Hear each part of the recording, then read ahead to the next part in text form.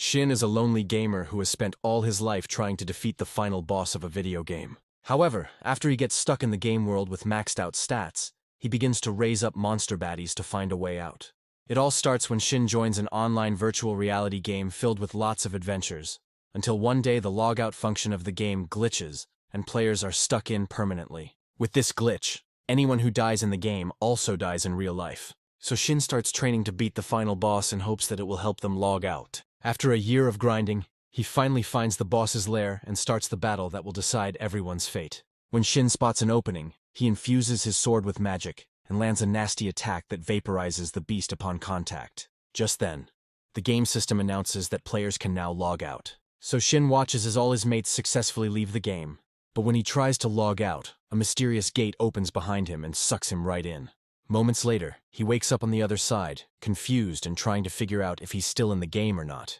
At first, everything looks way too real, but when he triggers his status window and sees his stats have skyrocketed, it hits him that he's still in the game. But this time, the log out button is gone, meaning this must be reality. With no other option, he decides to head back to his home base called the Moon Sanctum. As he gets there, he sees a hot chick named Tiara getting harassed by some guys who claim they want to see her master. While she's taken away, she warns them against dragging her past the barrier, but they refuse to listen. Suddenly, Tiara's hair glows, and a monster pops out of nowhere to attack them. As a result, the men run for their lives and leave Tiara exposed to the beast. But before she can get torn apart, Shin shows up and saves her.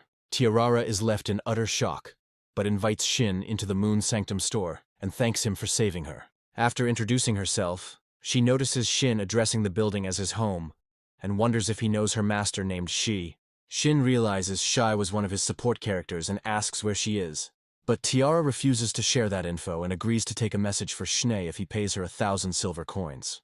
Shin instead takes out a gold coin from his item box because that's the only currency he has. But it shocks Tiara because using an item box is something only kings and high nobles can use, and the coin he pulled is worth billions. Out of curiosity, she asks who he is, and he describes his character class as High Human. However, Tiara is shocked and explains that all high humans went missing during an event called the Dusk of Prosperity about 500 years ago. Shin realizes that she's talking about when players logged out of the game, which means he's 500 years in the future of the game. He then asks her why she is hiding her black hair, which shocks her because he saw through her illusory spell. She reveals that black-haired elves are cursed because they attract monsters, which is why she was kicked out of her village. She adds that her master rescued her and protected her with a spell to hide her identity. But she cannot cross the invisible barrier around this house, or the illusion will break. After hearing her story, Shin feels sorry for her and starts thinking of a way to lift her curse. He runs an analysis on curses and figures out a way to lift it, which makes part of her hair turn white. Seeing this makes her tear up because it's been a century since she had the curse. Shin then suggests walking past the barrier to see if the curse has really been lifted and promises to protect her if things go wrong. When she steps outside, she notices she isn't attracting any monsters, and sheds tears of joy because her curse has been lifted. With her problem solved, Shin plans to visit the neighboring Bayricht Kingdom. So she gives him a letter of introduction which will grant him an easy entry. Later that morning, Shin journeys into the said kingdom, and is shocked that he's allowed to skip a long inspection queue. His first stop is the Adventurers Guild where he meets Barlux, the guild master, thanks to the letter Tiara gave him. Barlux confirms that the letter is legit, and then advises him to protect the letter at all costs, because it grants high-value privileges, like getting an audience with the king.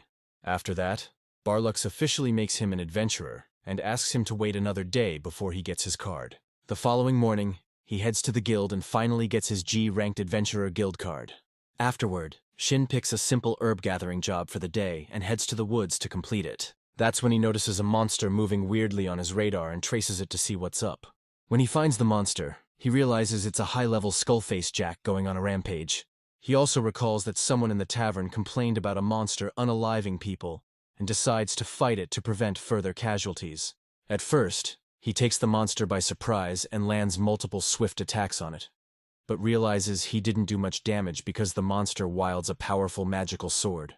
When he notices that his sword is at its breaking point, he removes the limits on his powers and lands a swift strike on the monster's core that unalives it on the spot.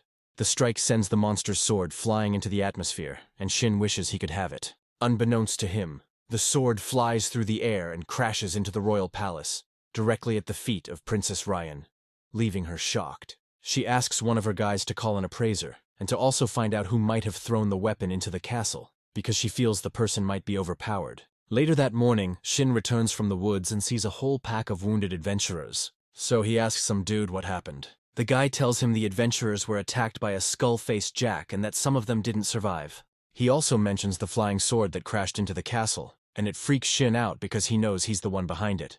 After that, he heads to the guild to report everything that went down in the woods, but is stunned when he gets there and finds the place packed with adventurers. Celica says it's because the skull-faced Jack appeared near the kingdom, and a high-priority extermination request has been issued to able adventurers. About Shin's report, he casually mentions that he's defeated the skull-faced Jack and shows the monster's gem as evidence. Hearing this shocks Celica because the said monster is impossible to defeat alone, but her reaction startles Shin because she's up in his face. Soon, a chick named Els shows up and tells Shin to quit teasing Celica, but she gets stunned when Celica tells her he defeated the skull-faced Jack alone.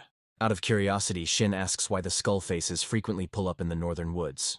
So Els tells him it's because the undead are born when mana fuses with the lingering grudges of the fallen, and there are a lot of dead bodies in the northern woods. She then adds that skull-faced Jacks are rare, but when Shin casually mentions that the one he fought was level 300 plus, she freaks out and tells Celica to verify it immediately. That afternoon, Celica attends to Shin at a restaurant and asks if he doesn't mind sharing a table. After Shin says he's cool with it, she allows a guy named Wilhelm to join him, and his presence leaves everyone in the building shocked. Shin quickly notices Wilhelm's spear and figures it's a legendary weapon called Venom that rivals mythical weapons. He then introduces himself, runs a status check on Wilhelm, and realizes he's a level 188 adventurer.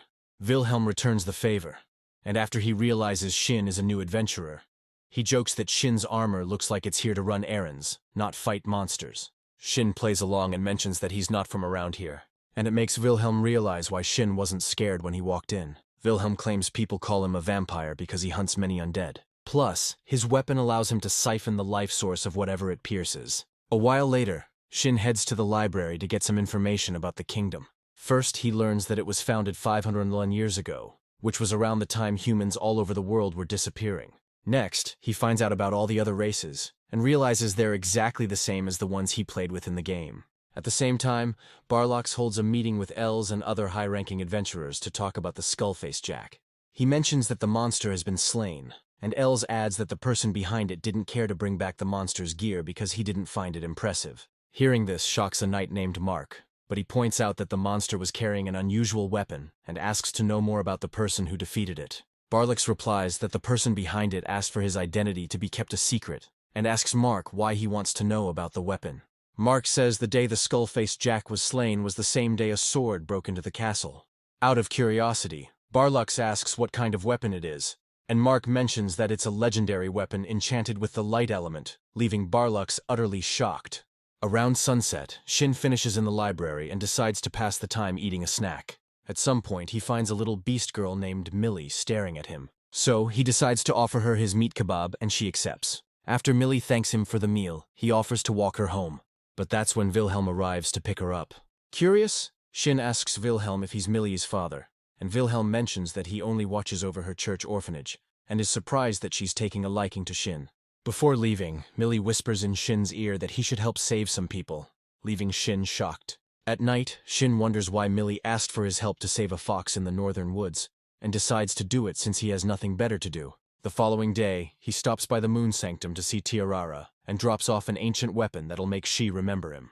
He then gives Tiara a pair of magical letters and begs her to use them to pass his messages to Shine.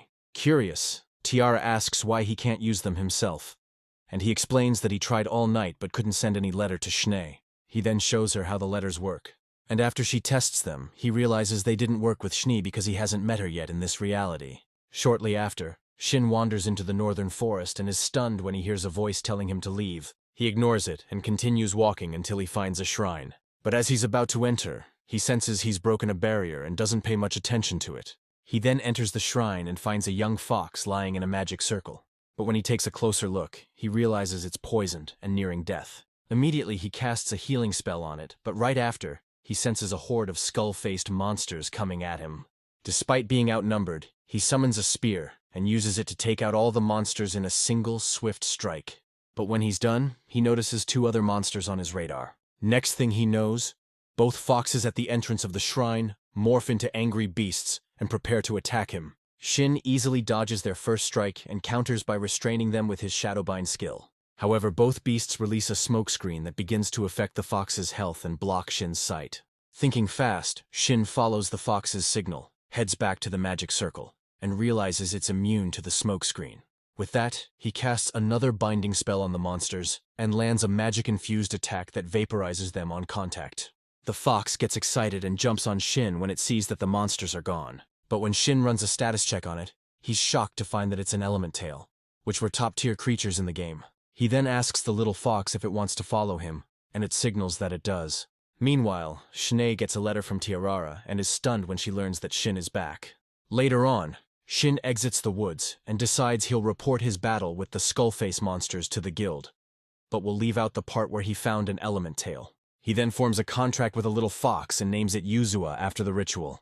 After that, he receives a text from Tiara telling him she's been able to send his message to Shai. So he gets excited and tells Tiara to say hi to Shanae on his behalf. Soon he arrives at the guild, reports his findings to Celica, and then heads to the notice board to take another job. When he sees one about a skull successor and realizes it's from the church orphanage, he decides to take it since he wants to see Millie again and find out the nature of her powers. At the church, a nun named Tria attends to him and is a bit stunned when she learns he accepted her guild request. Shin then asks about Millie, and although Tria feels skeptical about letting him see her, she allows it since Shin claims Millie sent him on an errand. In another room, Millie walks in and is excited to see Shin, and it makes Tria realize he isn't a threat. About the job request, Tria tells Shin she's looking for someone who has inherited a certain skill called Purify and would like to learn it. Shin mentions that it's a tough skill to learn, and it makes Tria ask if he knows how to teach it to someone. When Shin says he can, Tria gets worried about how she'll pay him. But rather than pick stepmommy services, Shin asks to know about Millie's power, and also to have access to any important info the church acquires. Hearing this, Tria starts thinking about whether she can trust Shin or not, and she calms down when Millie insists that Shin is a good man. She then accepts Shin's offer, but says the church won't be able to gather the information he needs. However, she reveals the truth behind Millie's powers, explaining that the girl possesses the title called Star Composer, which allows her to see visions of the future. Tria adds that the visions have never been wrong before, and tells Shin that Millie trusted him with a favor because she saw something. Hearing this shocks Shin, and he begins to consider the possibility of people using Millie if they find out about her power. When he voices this out, Tria says she's already thought about it and mentions that she's got an adventurer who provides the church with protective assistance. Shin already figures she means Wilhelm, and she affirms this and mentions that most people leave the orphans alone because they're scared of him.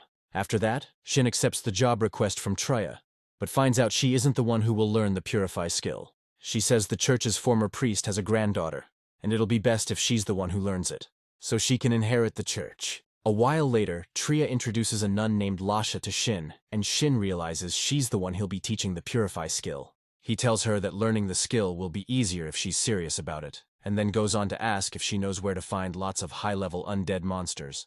Tria answers in Lasha's stead, and reveals that the Ghost Plains are famous for housing such monsters. Just then, Wilhelm shows up and is a bit stunned that Shin picked up the skill job at the guild. He wonders what Shin is after. So, Shin opens up about his interest in Millie, and it ticks Wilhelm off because Tria has given him lots of sensitive information already. Regardless, Wilhelm threatens to wipe the earth with Shin's face if he becomes a snitch. So Millie steps in and tells him to calm down. He grows interested in the Purify skill and asks about it. So Shin asks everyone to promise to keep the next thing he says a secret. When they agree, Shin mentions that the said skill can be acquired by defeating 200 undead monsters over level 150 while holding an item called a Holy Prayer Orb. He explains that landing a finishing blow on a monster still counts, and promises to weaken the monsters so Lasha can finish them off. He also adds that acquiring a Holy Prayer Orb is difficult, but boasts about having one, so their mission will be smooth. Regardless of that, Lasha is scared of having to face the monsters. So, Wilhelm decides he'll join her and Shin at the Ghost Plains. Deep down, it bothers Wilhelm that he doesn't know much about Shin, and he's not buying the fact that he is a novice adventurer. So, that evening, he meets Shin and asks if he's a chosen one. But the shocked look on Shin's face makes him realize he's clueless about the topic. Wilhelm says chosen ones are those born with skills, titles, and knowledge they shouldn't have, and it makes Shin wonder if the reincarnation system still works. Shin claims he knows nothing about chosen ones, despite being a product of reincarnation. So Wilhelm promises not to interrogate him any further. He then warns Shin against talking about chosen ones in public, because only a few people know about it. This makes Shin realize that Wilhelm is the caring type despite his numerous attempts to appear imposing and dangerous. Later on, Shin gets a message from Tiarara and learns that Shini will return the moment she's done with her work. After that, he pulls out his blinking letter of introduction, which shocks Wilhelm since he has one too. Later at night, they both join Lasha at the Ghost Plains where Shin helps to unalive a pack of monsters. As planned, he lets Lasha deal the finishing blow, and Wilhelm also follows suit by leaving behind trails of half-dead monsters for Lasha to finish.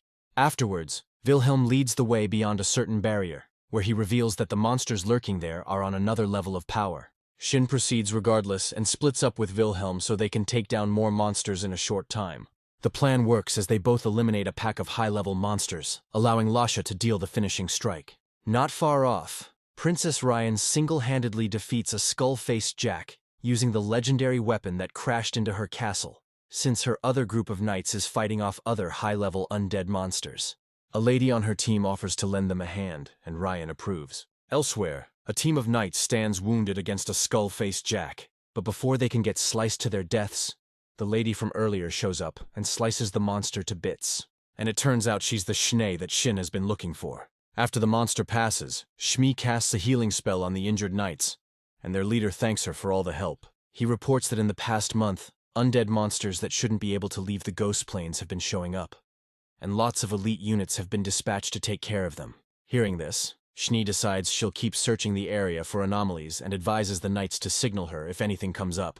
As she runs off, she recalls the message she received from Shin and can't wait to finally see him again. Elsewhere, Wilhelm faces off against the skull-faced Jack and defeats the monster in a single deadly strike. Since that's the last of them, Lasha begins to glow after she finishes off the monster, and Shin says it's because she's already set to get the Purify skill. After she stops glowing, Lasha affirms that she now knows how to use the skill and thanks Shin for the help, because now she'll be able to save her orphanage from their greedy priest. Shin suggests they rest and leave the Ghost Plains after they are fully recovered. But before he can blink, a surge of magical energy starts accumulating in the atmosphere, and it merges to form an overpowered Skullface Lord. Although scared, Lasha thinks that with her newly acquired skill, they stand a chance against the monster. But the look on Shin's face gives it away that she's cooked if she fights. Just then, the skull-faced lord leaps into the sky and shatters the seal, protecting other monsters from spreading out. So Shin joins Wilhelm and Lasha to run for their lives. However, they are forced to stop when the skull-faced lord blocks their path with several undead monsters. Wilhelm panics and tells Shin they need to find a way out fast, but Bro tells him he's staying back. Before Wilhelm knows it, Shin's aura changes and he watches firsthand as Shin removes the limiters on his powers. Shin then promises to clear a path for Wilhelm and Lasha to escape, and after he casually wipes out a wave of undead monsters, Wilhelm dips with Lasha. Now alone with Yua, Shin charges at the rest of the monsters to fight, and on the way, Yua pours foxfire that clears all the monsters it touches. As more monsters keep showing up, Shin slams his sword on the ground and it causes an earthquake that eliminates almost all the monsters.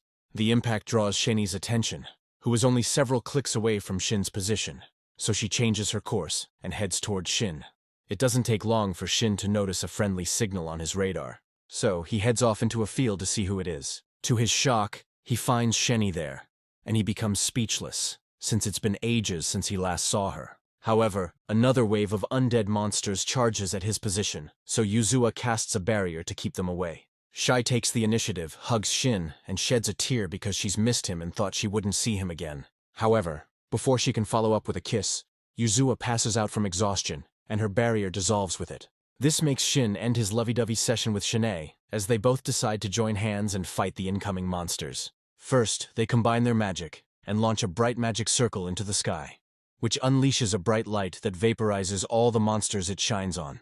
The only exception is the Skullface Lord. So, Shin summons his weapon again, and lands an aerial attack that slices the demon in half. Before the monster passes, it says it wants more power, and Shin finds it weird that it could talk.